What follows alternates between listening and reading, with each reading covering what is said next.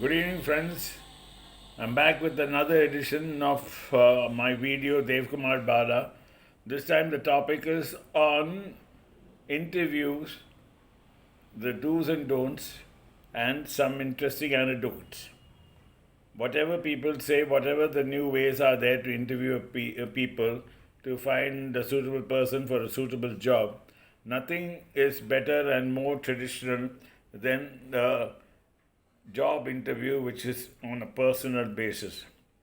Without knowing the person who's going to spend perhaps the rest of his career in the company which you work, nothing can be better than a few senior people talking and finding out and seeing whether he fits the bill in every way, he or she fits the bill in every way.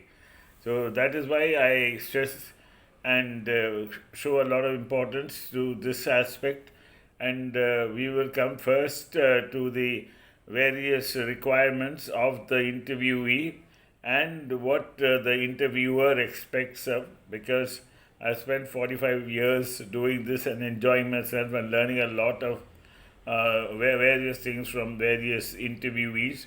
And I really feel that it's very important that we get the best talent for the company we work for. I would start with a small anecdote, an important one at that. I was working for the company, a multinational, which was looking for a senior general manager, and it was a sort of out of my country, and I had to come back and attend because that position which he was going to fill had a lot of additional responsibilities. So the management was very insistent that I should be part of the team because I'm always a square peg in a round hole. So I thought, okay, then I'll be better be there, and we had finalized the last five, and the third candidate was a boy or a gentleman who was very suave like all the others and highly well informed, and they were answering the questions. However, on his CV, what interested me was that he was a master's degree holder in history. The others never had that part of it as a subject, and so having been caught up with history for so many years, I really thought this was up my sleeve, so I could have a little fun with the lad. So I found out that he had done in Indian history, he had done most of the history of the world and all that. But I started asking questions which would otherwise not be noticed by anybody who is not so thorough in the subject. So after a while, after banter and all that, I found that when I started asking this question, he was answering with confidence and very, very clear about the subject which he had dabbled with for 2 years, apart from the 3 years in graduation. When we finally assessed all the five candidates, this boy had topped the list, but I was not very sure whether he would be a fit for the company because of his sheer knowledge and talent. And I thought that perhaps he should find greener pastures. I mentioned it to the group. They were very unhappy, and I said that the second in command should be taken, and he is as good as this gentleman. And when it went up to the vice president and the president of the company, they were equally enraged that why did you not take the best? I said sometimes the best is meant for better pastures, as we will soon find out. So that came to pass, and over after 3 years, when I was sitting in my room in one of these factories, the security and a lot of junior colleagues came running into me and said, two, three cars, government cars have come, sir, and that gentleman is asking for you by name. So I was a little surprised. I didn't expect anybody or any of those who I deal with on a day to day basis would come or phone and tell me and come. So I was a little reticent, and then I said that you first find out who it is.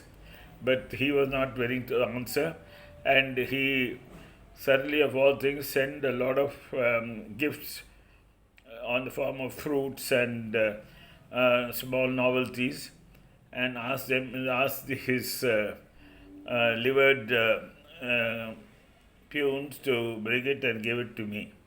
So I immediately told them that, listen, I don't touch all this stuff. Let it be outside. I instructed my boys to have it outside. And then I said, you please call the gentleman. So after about 5-10 minutes, this gentleman came along, and he entered from the side behind me, from where people usually enter. As soon as he entered, he asked me, "Sir, how are you?" And as usual, pleasantries. And when I looked at him, I gave my trademark wry smile. I got up and shook hands with him. I said, I very rarely get up to shake hands with people, but I can understand what you've done, and therefore I am shaking your hand. And he touched my feet, which brought me to tears. Then I said, no, sir, you please sit down. I have got up not because you are you, but because of the position you hold. You are obviously the collector of a district. He said, yes, sir, I took your advice of doing the allied and administrative services. I got through very well in the administrative services. So after 3 years, I'm hereby in the nearby district, and I remembered you, so I thought I'll come and say hello to you. I just impertinently laughed and told him, why do you send all this stuff? Are you become a real government servant that you have to send all this to me? He said, no, sir, but I just thought out of respect and regard. I said, do you take all this stuff? He said, no, I don't. And then you expect me to do it? Then he laughed and said, no, sir, I'll take it all back. I said, no, I will not humiliate you because you're the collector. I will ask it to be distributed to all my workers and the union people so that they will have some fun at your expense. And then he told me that how he had, within 6 months, qualified for the IAS, done brilliantly well, and finished his training and got a couple of plum postings, and now he was here in a difficult district so that he could bring about order. So what the moral of the story is that if you are good and if people know about you, the best is to ensure that they have a fruitful career wherever they are. If they join your company, they should retire or they should superannuate at the highest position. So coming back to now the subject, children or the youngsters should learn how to prepare for an interview. Nobody is the www web. Everybody knows only his basic subject, and he is a person with or without experience according to the requirement, and hence he will be able to answer the questions which he has prepared for, and he should not try to go beyond what is required. The interviewer also has certain requirements, and he wants only to be satisfied that requirement. It is not that one has to prove oneself to the interviewer in 15 minutes. And people have also come the hard way, so they encourage only good talent and wish that these prodigies do well. You should come. I always insist that you should be reasonably well dressed. It did not flaunt any high fly stuff, but it should be functional, and always to wear, even if it is not very expensive, simple leather shoes to befit the company and the place where you're going to work, and also carry a decent bag with all your papers correctly kept so that the interviewer need not search or help you to put the papers in place. A thing which I have done so many times that I lost count of it. And as I told you before, you just remember that you are not there to become the MD of the company on the same day. You are there to fill up posts. They have certain requirements. You know what are the requirements. You have done your homework because now everything is available in the internet. So you are reasonably well covered on the subjects, and you should speak in a manner which is pleasing. There should be no hint of arrogance, but an acceptance and willingness to learn. On the other hand, the interviewer generally wants to know how much you know or how much you have imbibed of the subject.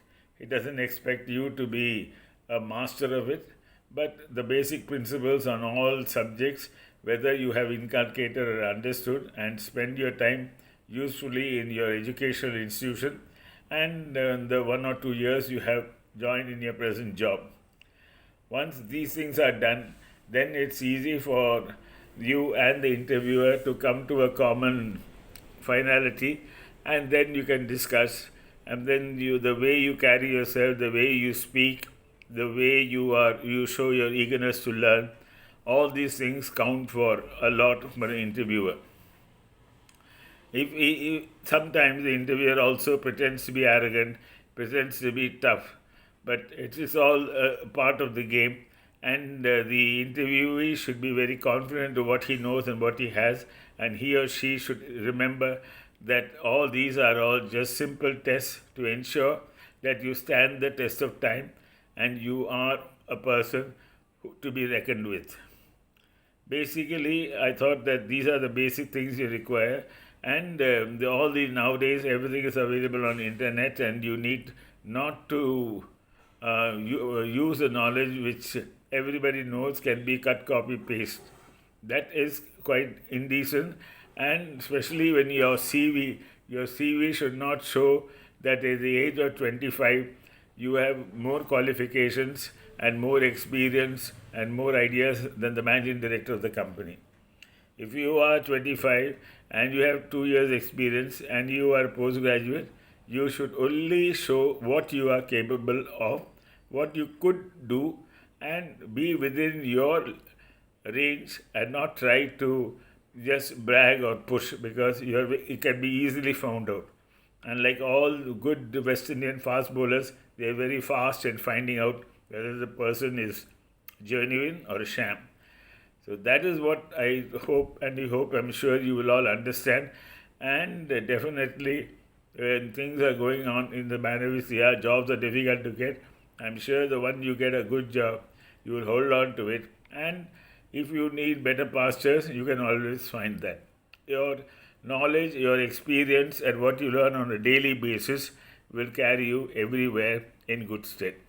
I wish all of you all the very best, and I hope you liked the video. So best of luck to all of you. I sign off, Kumar Bala.